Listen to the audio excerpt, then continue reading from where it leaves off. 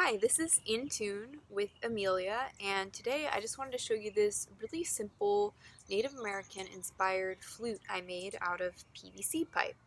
It's tuned to the traditional minor pentatonic scale, like a traditional Native American style flute, and I just wanted to show it to you today. I love this because I can travel with it. It's really durable. It's not going to break, it's not going to warp in the heat or moisture, so this is a great option for traveling if you're concerned about having a wooden flute with you.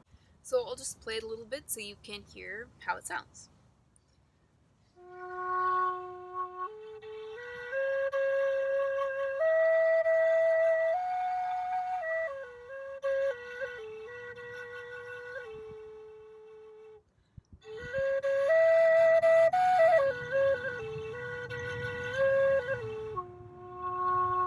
So this particular instrument is tuned to a 432 hertz scale. Check out another video to better understand what that means.